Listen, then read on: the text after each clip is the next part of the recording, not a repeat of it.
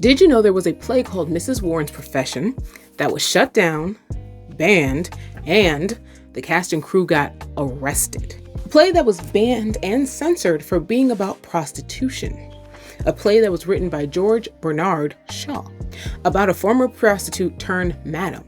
That was a social commentary on how prostitution was less about morals and more about the economic necessity of it. The play tried to open in New York in 1905, but then the cast and crew were arrested for allegedly violating New York City's version of the Comstock laws. The play was later seen to be in line with the law and has been revived on Broadway 5 times since then. That's a little dark fact. That kind of sucks.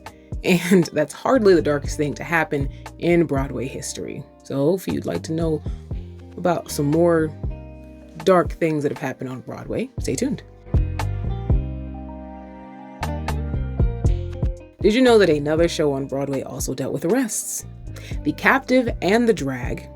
Even though it opened successfully, public outcry over its themes of homosexuality, including outcry from New York's mayor, Bo James, prompted the New York City District Attorney, Job H. Banton, to arrest the cast.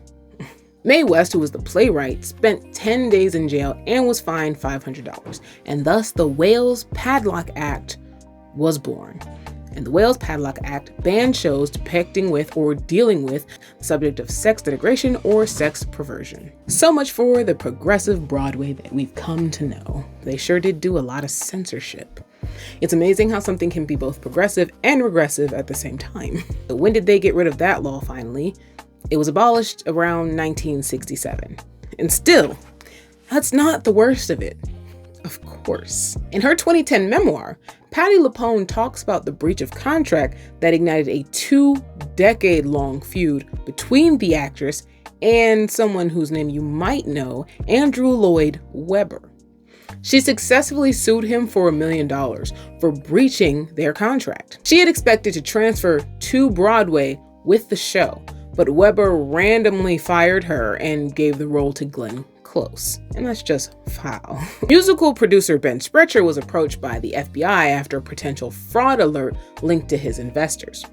Sprecher had never seen or spoken to the so-called investigator, who actually turned out to be a con man named Mark Houghton. Natasha Pierre and the Great Comic Natasha Pierre and the Great Comic of 1812 had a run with Josh Groban. After Josh Groban finished his run, Okierete Onadawan was cast in the role of Pierre. However, much like a lot of time with movies in Hollywood, when a show is losing money, they'll rely on celebrity castings to bring in wider audiences. This backfired, had the opposite effect, when Oak was ushered into the wings while Mandy Patinkin was given the spotlight. Until now, the show had been praised for its diverse cast. But now, fans were outraged that a Black actor was getting sidelined and eclipsed. And this created the hashtag Make Room for Oak in protest. And yes, a discrimination lawsuit was filed in response. There have also been multiple situations of Black actors not being given wigs or someone to do their hair during shows because of texture discrimination.